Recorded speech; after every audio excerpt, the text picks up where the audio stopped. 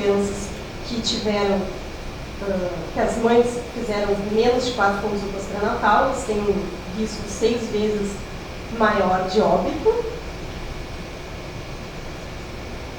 As crianças que nasceram de gestação múltipla, né, ou seja, os gêmeos, trigêmeos, têm um risco quase 5 vezes maior.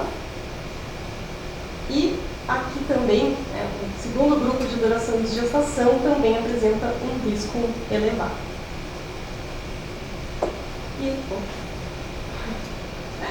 E aquelas crianças cujas mães têm baixa escolaridade materna. Na verdade, também as crianças com mães com baixa idade materna e com alta idade materna também têm um risco, né? Eu destaquei apenas alguns. E também as crianças do sexo masculino também possuem uma taxa de mortalidade infantil um pouquinho mais elevada do que as meninas. Como todos esses fatores, na verdade, atuam ao mesmo tempo, né, aumentando ou diminuindo esse risco, então aqui são apresentados os resultados de um modelo ajustado, onde todas essas variáveis controlam, então, uma às outras. Né? A gente continua, então, com o peso ao nascer como um fator de risco, agora em vez de um risco relativo de quase 70, reduzido para 3,4. Né? Isso porque o baixo peso ao nascer, geralmente, ele acontece em uma criança que tem uma idade gestacional menor, ou que é gemelar, ou enfim, então, né, esse risco ele é reduzido um pouco. Ainda assim, continua sendo um grupo de destaque para cuidado com o óbito infantil, né, qualquer uma dessas duas categorias de peso. A idade gestacional também segue como um fator de risco, tanto os prematuros extremos como os prematuros moderados. A baixa escolaridade materna, baixa idade materna, o baixo número de consultas pré-natal e o recém-nascido ter nascido do sexo masculino. Anteriormente, nós tínhamos a gestação múltipla como um fator de risco, mas no modelo ajustado ela deixa de ser, justamente pelo fato de que as crianças que nascem de gestação múltipla, elas têm baixo peso ao nascer ou têm uma baixa idade gestacional, ou têm, na verdade, os dois juntos, né? E aí, então, quando a gente controla por esses dois fatores, né, se nós formos comparar um gemelar com uma outra criança não gemelar, mas que tenham a mesma idade gestacional desse gemelar, mesmo baixo peso, então o risco entre eles é o mesmo. O parto cesáreo também deixa de ser um fator de proteção e a alta idade materna deixa de ser um fator de risco. Né? Pensando nessa questão do controle, ou seja, pensando que nós estamos agora comparando grupos mais semelhantes.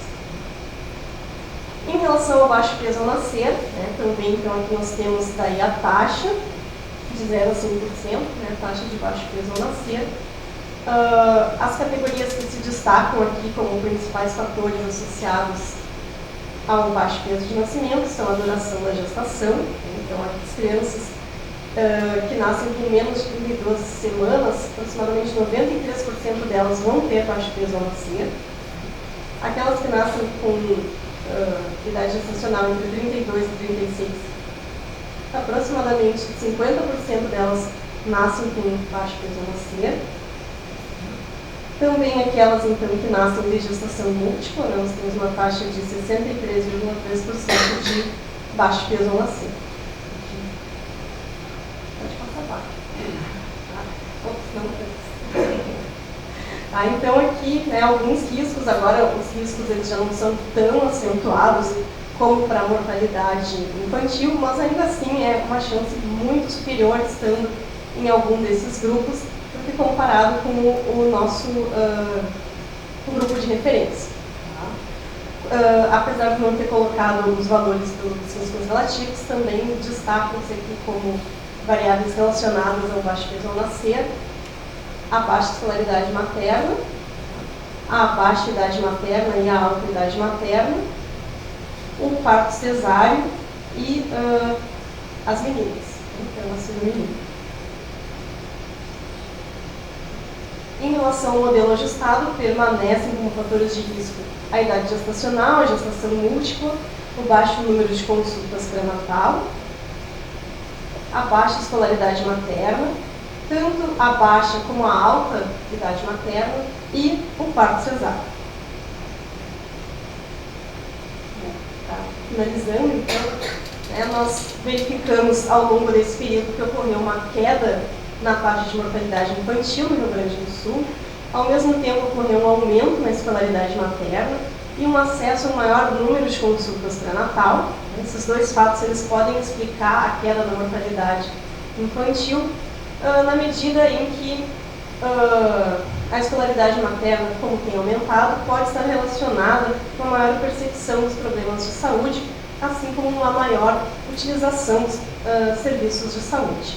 Também se observou uma queda na proporção de mães jovens, um aumento na proporção de mães com mais de 35 anos, um aumento na proporção de partos cesáreos.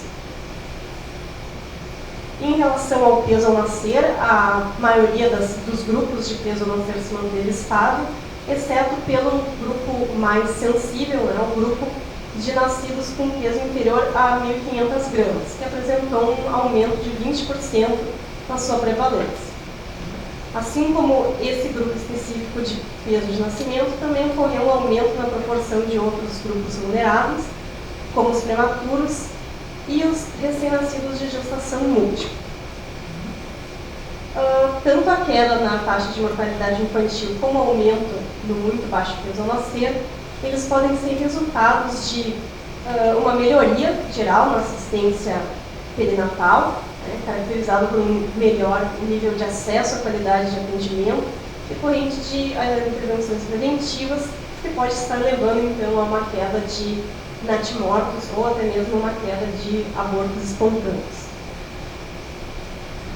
É importante nós termos um cuidado especial com esses três grupos, os prematuros, os gemelares e aqueles nascidos de baixo peso ao nascer, porque além deles estarem associados à mortalidade infantil, eles também estão associados ao desenvolvimento de diversas doenças crônicas ao longo da vida, como a diabetes, a hipertensão e as doenças cardiovasculares. Então, dessa forma, ressalta-se aqui a importância de uma atenção, de um cuidado maior para esses grupos específicos, tanto no momento do nascimento como no primeiro mês de vida e ao longo da vida.